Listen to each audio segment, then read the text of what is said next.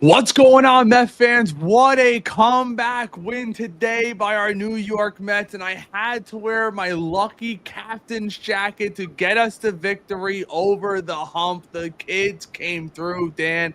Acuna with his second good game. Beatty continues to hit and pretty much carry us from the bottom of the lineup. We finally saw Juan Soto come through with runners in scoring position. Lindor continues to struggle, and let's all be honest, once we saw Kodai Senga go down early, we all thought it was going to be a blowout, but the team showed its resilience.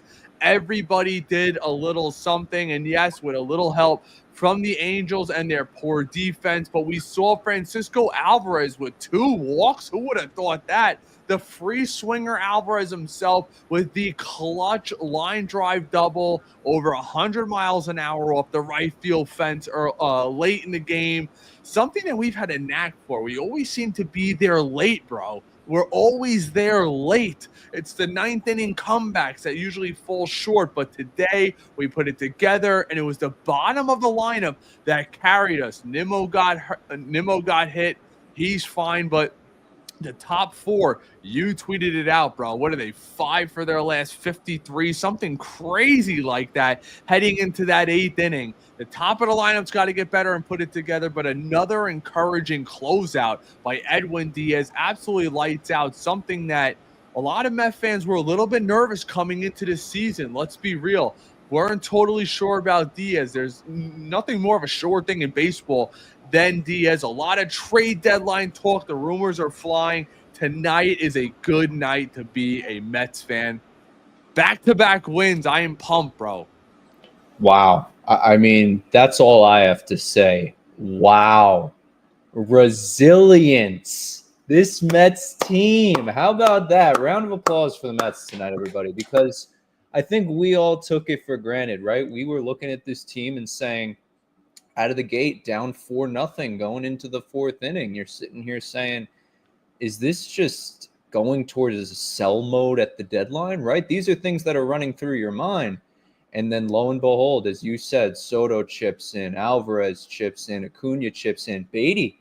How about Brett Beatty? He has 2 home runs in his past 3 games. You'd have to go all the way back to May 9th and May 10th when he had a multi-home run game against the Chicago Cubs, and then he had another home run the game before that. So 3 in 2 games versus 2 in 3 games, but you get the point. Brett Beatty, it's been a while since he's been this hot. So the defense was for real. Play at the plate, solid throw. Love what I'm seeing from this Mets team. Love it. What a win.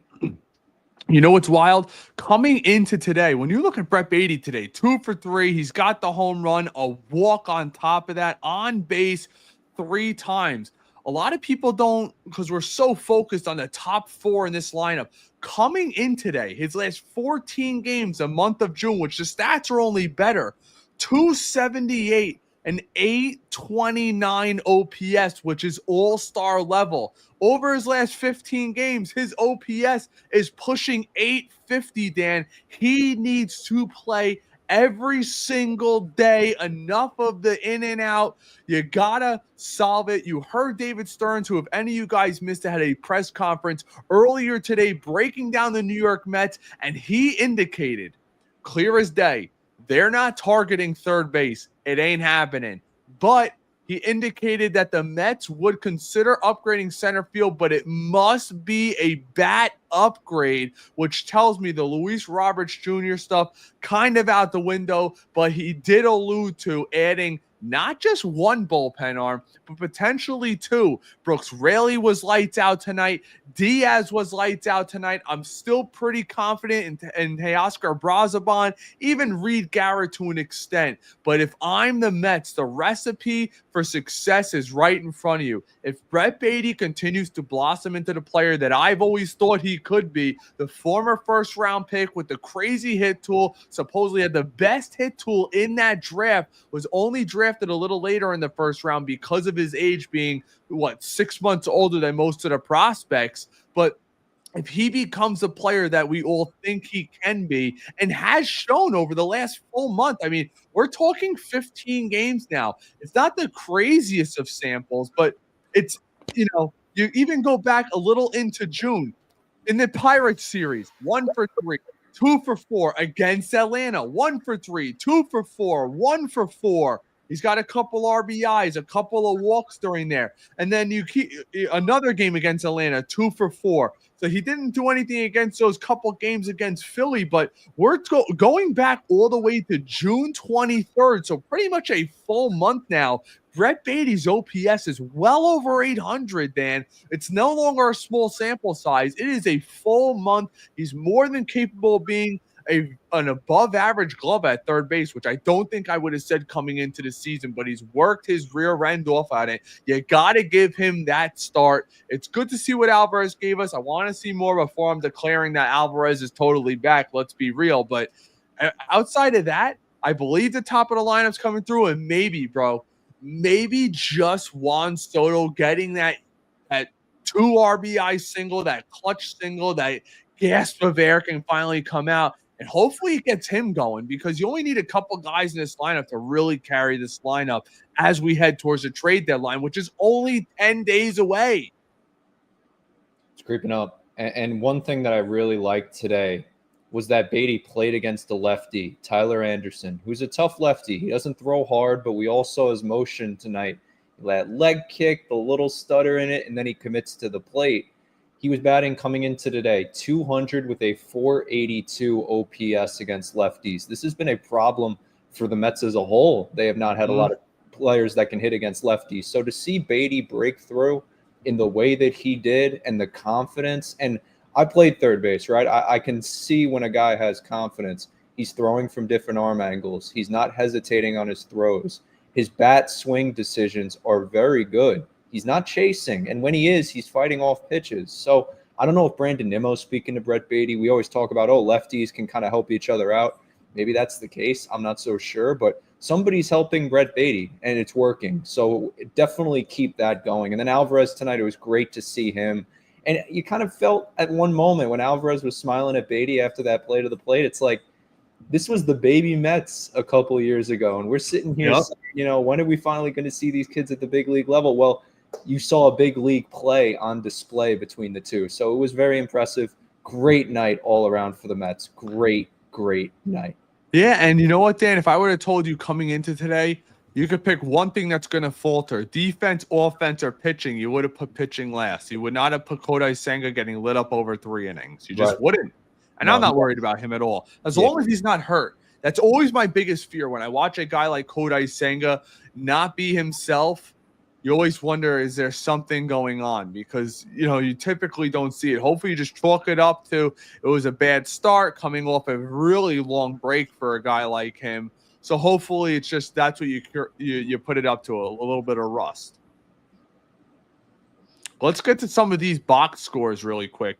Brandon Nimmo, 0 for 2, walk. We saw he got hit. Lindor, 0 for 5 with a run scored. Soto, 1 for 4. Obviously, the 2 RBIs. Pete had a walk, but he was 0 for 3. McNeil, 1 for 3 with an RBI.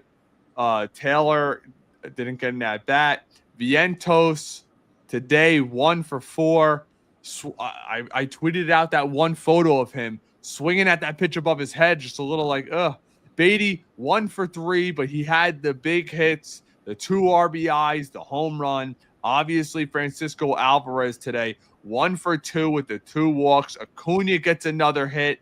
He scores a run. So you look at the bottom of the lineup, that's where it's been at for this team, which is okay, because we know eventually the top of this lineup is going to hit. You have any last comments before we get to some of these comments? Guys, if you're enjoying the content, all I do, as always, just ask you to give us a thumbs up. Consider becoming a member to be guaranteed to get your comments and questions answered on the show.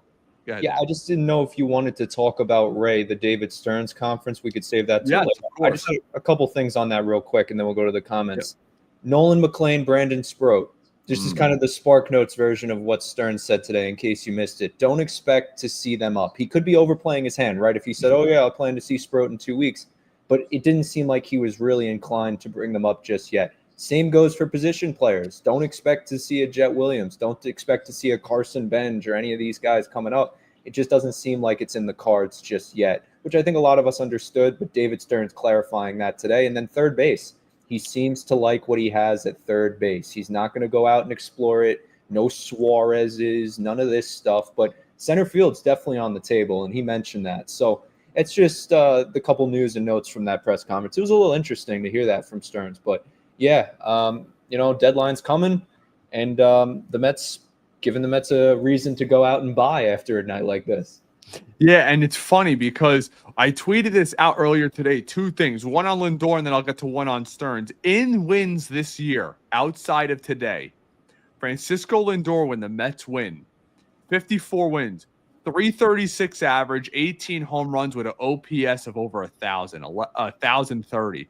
In losses, 146, one home run, and a 431 OPS. We've said it for years. The Mets go as Lindor goes. He's got to turn something around. And that tweet that you had, Francisco Lindor, Juan Soto, and Pete Alonso, before that 8th inning, are 2 over there for their last 53 in the last 4 games. That is nuts. But Soto got the big hit, so we're all happy about that. I will say this. A quote from David Stearns today in regard to the center field position. The bar to improve center field has risen over the last 2 weeks. He spoke about being comfortable with Jeff McNeil, but one of the reporters asked him, and I'm paraphrasing, essentially, would he be okay with Jeff McNeil playing every day? And he was like, well, we're comfortable with where we're at like right now, which is pretty much he's playing kind of on and off a little bit. So in a real world, he's probably not the everyday guy. And I wouldn't trust him in center field in a postseason matchup, as the Mets are still a half game out. The Phillies, they both have 57 wins, and the Mets are 1 behind in the loss column. Braves are 12 and a half games out. The Marlins are 10 and a half games out. If I were to tell you, Dan, 99 games into the season, the Marlins would be up 2 games on the Braves. You probably would have called me crazy, but let me get to some of your guys' comments really quick. We'll kick it off with our friend of the show, Hebrew. What's going on? You cannot have Lindor hitting at the top of this lineup anymore. I would move him down to the number 5 at least. This guy has a 310 on base percentage now. It's unacceptable. I'm not saying you're wrong, bro. I'm really not, because you know what happens, Dan? If the guys at the bottom of the lineup continue to hit, and I'm guessing they're going to give Acuna a little bit of a run here. If he starts to hit, he, in essence, would be the dream leadoff hitter. Now, I know the hit tool is not probably totally there yet, but if he starts to come around, if his on base could be 325, that might, or 330, dare I say, where a little bit on the lower end, but when he's on, he wreaks havoc on the base paths. That'd be a dream scenario for the Mets. Yeah, the problem with Acuna is you can get 10 other players in a heartbeat to do exactly what he does. What was the differentiating factor between him and another guy last year? One, the last name, we know that, but also the power. Just a little bit. Yeah, but the power, right? Like, he was showing a real display, and you have not seen that this year. He has yet to hit a home run. So I don't know if that was a fluke last year or he's just not finding his swing again. But yeah, that's a real part of his game that's missing. Geraldo, let's effing go Mets. Absolutely. Goomba, what's going on, bro? Finally, a real dub. Alvy and Beatty looked good. I'll skip the last part, Goomba, but I get what you were saying. John, what's going on, brother? Good win tonight, bro. Very excited. Omar, isn't it funny? I was talking about this on a space earlier today, and I see a lot of you guys commenting over on Instagram and X. If you want to get your tweets read or your comments read, head on over to YouTube and comment over there. There's too many people commenting on YouTube and the other platforms. That's where we're going to stick with comments tonight. Not going to be a totally long show, but Omar, do not trade Beatty. And Dan, how funny is it? I said in the space right before we came on here, I said, it's funny. Beatty doesn't hit 2 weeks ago. Trade him. Oh, we can't trade Vientos. He's 4 for his last 10, but now that he's in a slump, trade Vientos. You can't touch Beatty. And I said, if we were the general managers or the GM, followed everything a Mets fan said, we'd have David Wright back at third base. We'd have Daniel Murphy playing second, and we'd have Daniel Vogel back, because everybody would have been traded by now. Darren Ruff would still be on this team. Oh, man. Hebrews, fire Chavez before he screws Alvarez up again. I don't know about that. Geraldo, good thing they didn't name Lindor captain yet. A lot of people keep saying that. I get it. And look, right on cue, Geraldo, trade Vientos. Yeah, sure. Yeah, maybe that's it, Guma. Maybe he needs a couple of days. Yo, Lindor got his pinky toe blown off by Quick. If I know what you're saying. Playing with the broken toe. Maybe that's bothering him, Dan. Maybe he's playing through it. We saw last year he had the back injury in the playoffs. He was grimacing. He was in pain. He's a warrior. He's willing to fight through it. Maybe he needs a day or two off. And right now might be the time to give it to him. If you could somehow win tomorrow's game, maybe you give him Wednesday off with Acuna kind of hitting here or there for the New York Mets. You put him at shortstop a little bit. Daniel says, still say Lindor is injured. I agree. Philip, welcome back. Alvy, love this lineup tonight. And Dan, what do you think? I tweeted out earlier today. I said, this should be the starting lineup for a while. Really quickly, let's get to the Mets bullpen tonight. We have Kevin Herget, 2 1/3, 0 earned runs. Hold on 1 second. They skipped ahead of me. Chris Deviscanti, I always F up his name. 1 inning pitched, 1 run. You have Brazaban, 2/3 of an inning, no runs. You have Diaz obviously closing it out. What a night for him. And Brooks Raley. So Diaz and Raley combined for 2 innings, 3 Ks, only allowing 1 hit over that. And you saw, Dan, they brought Raley in to face the righty. So maybe they're going to keep him as the high leverage guy late until proven otherwise.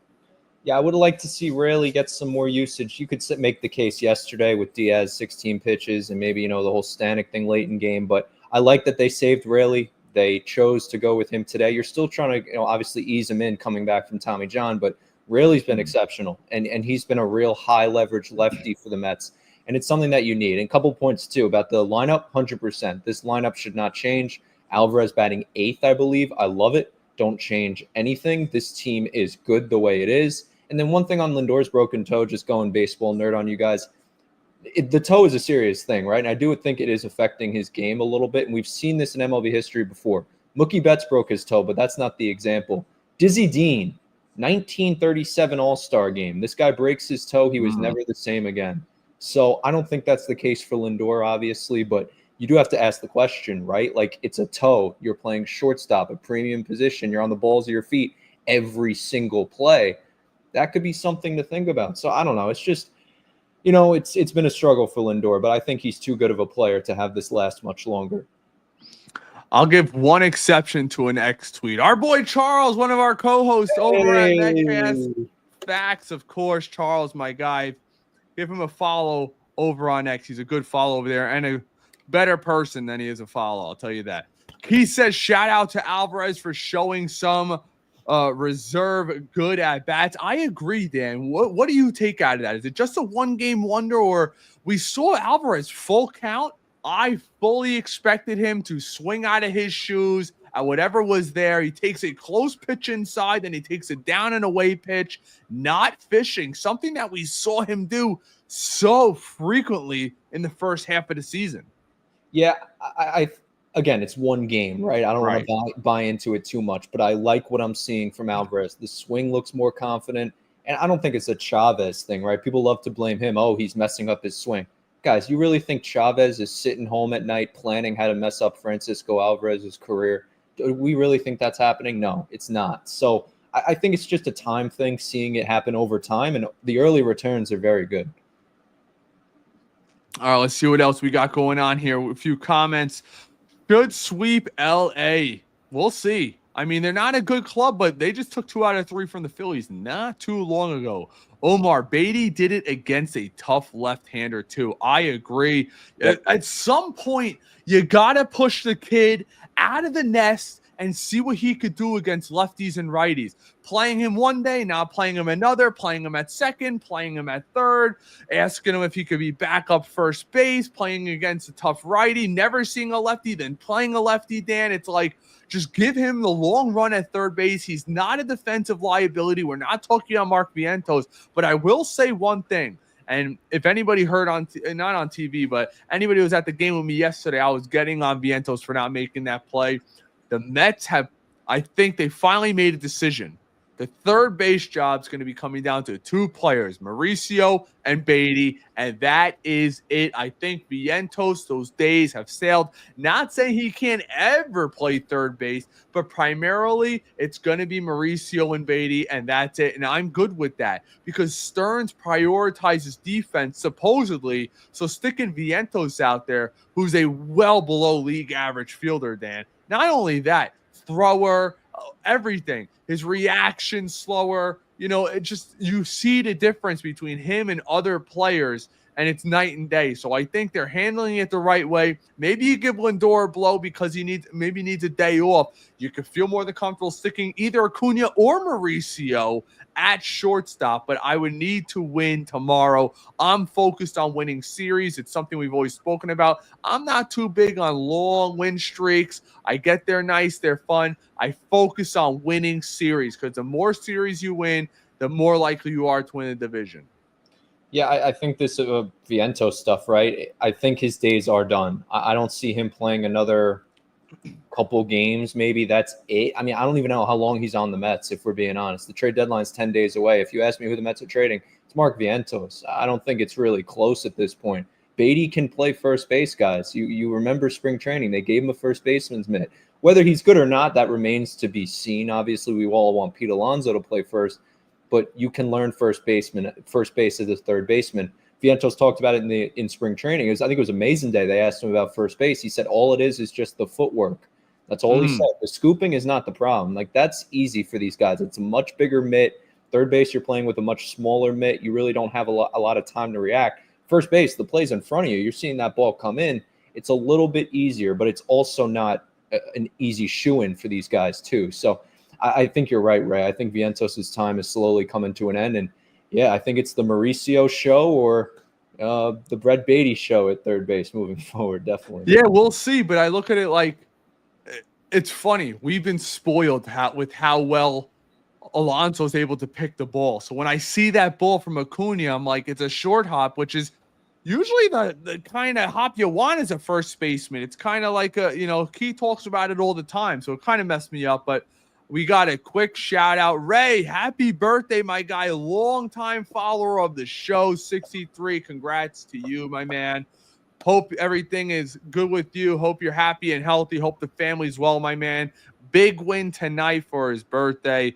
Glad to hear it. I'm born the day after Christmas. So, yeah, I never get baseball. And my Jets always leave me cold under the tree. On to Robert. Thank God Stearns isn't dumb enough to take a chance on Roberts Jr. You know what's wild? He's been playing a little bit better, Dan. A little bit better. But I say it like this. Stearns, if we've learned anything with him as a GM, he not only thinks of the now, he thinks about the future.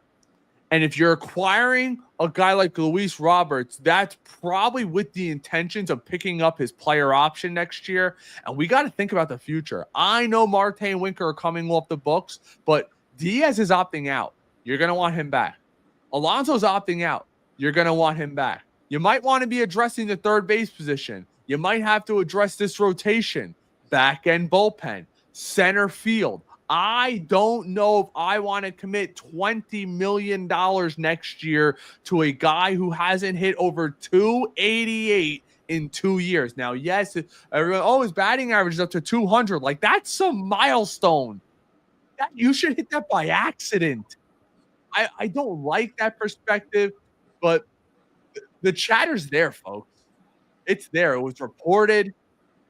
Oh, my gosh. If we got Luis Roberts, I will lose it. That'll be a lot you won't want to miss. But then maybe you feel different. I don't know. You tell me. The Roberts stuff's interesting. I think that would be the best bet at this point. All center field options are kind of drying up at this point. Jarren Duran doesn't seem like it's going to happen. And if anything, he's going to go to the Padres, if we've talked about. Or Padres, yeah. Minnesota, clearly Byron Buxton, not going to happen. And there's really no other center fielders past that.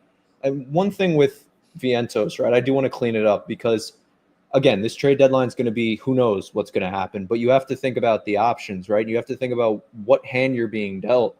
Right now, I mean, how can any of us sit here and say that Vientos really has a position on this team? I mean, he's a DH, sure, but do you really want Mark Vientos to be your DH? And also think about what's hit well enough. And also think about what's happening too, right? Right before the break, those games in Kansas City, he has 2 multi-hit games. You see him today putting together a nice single. Like, the stock is slowly rising to the point where an executive might take a flyer on Mark Vientos and not think twice.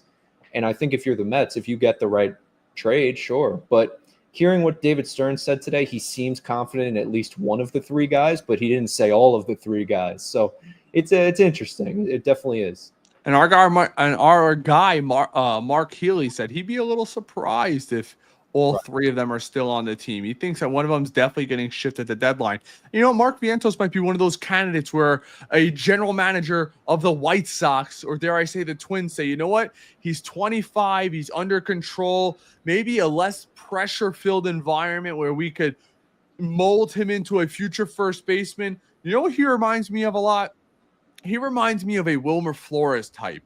Wilmer Flores, we all know, we all love him, the crying, everything, the big home runs, but his career really took off once he went to San Francisco and they made him the full-time first baseman. We had him playing shortstop when he had no ability to do it. We tried him everywhere. Everybody knew he was either a DH when there was no DH in the National League or a first baseman. And when he finally moved to first base permanently for the first portion of this entire season, he was number 1 in the league in home runs.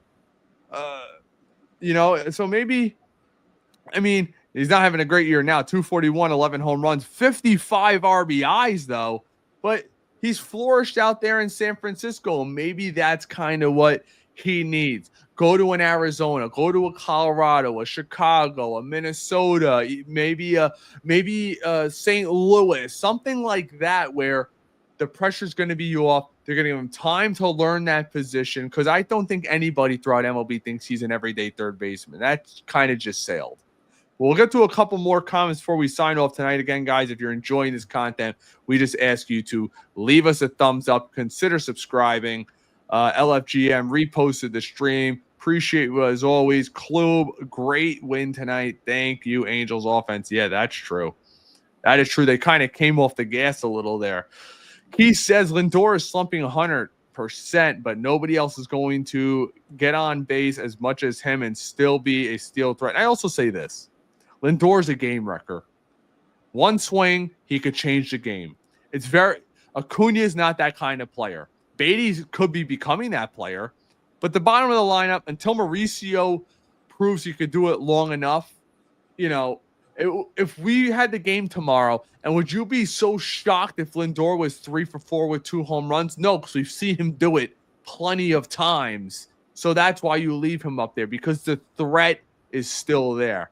Get to a couple more. S&Y showed 5 through 9 in lineup tonight. We're 5 of 15 tonight. If the flashy 4, or as Cohen said, the Fab 4, from Flushing come around, we just need to sharp our pen. We are good. And I will say this, from everything that I'm hearing from the people that I've spoken to, I know there were reports that the Mets were potentially involved in Mitch Keller with the Pirates. I'm told that was kind of just a check-in.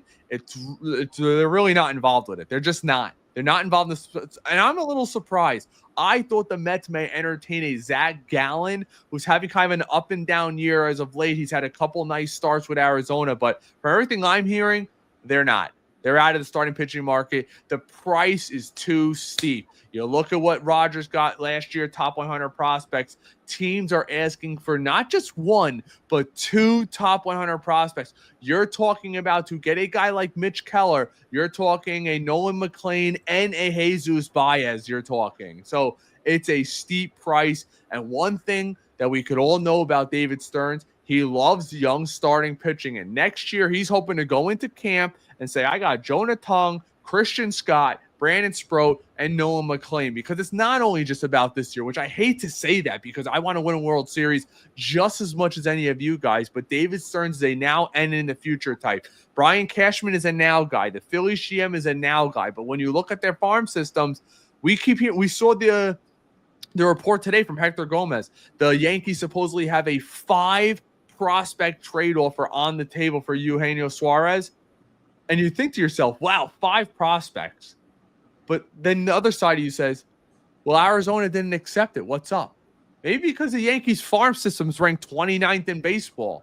So their top 10 prospects, you give up 5 of them, they might be ranked 17 through 25 in the Mets farm system because that's how good the farm has gotten. So some teams prefer quality over quantity, Dan, and that's just where we're at right now. But that's where I'm hearing. I don't know what you're hearing. If you're hearing anything else, Along the same lines, listen, the Mets have a good farm system.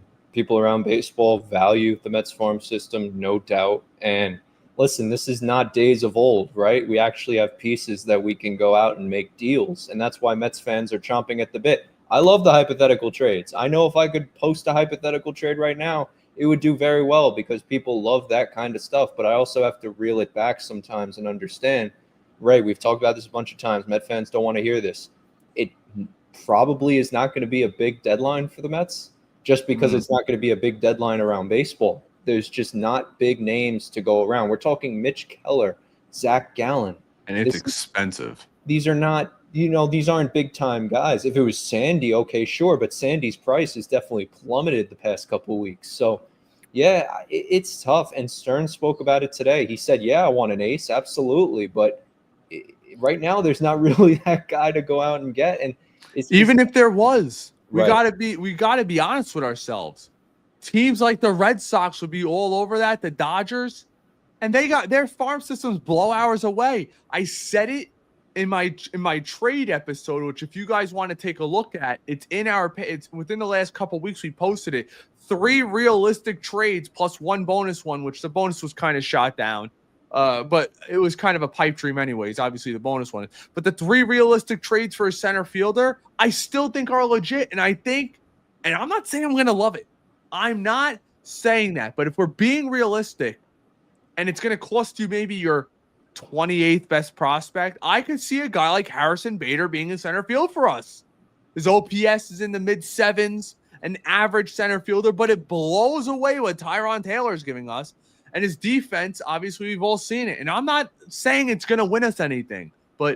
And I know somebody just commented, did Stern say he wasn't interested in Roberts? He didn't say that, but he said the bat needs to be an upgrade out there or significant upgrade, something of that nature. Don't perfectly quote me. Dan, maybe you know better.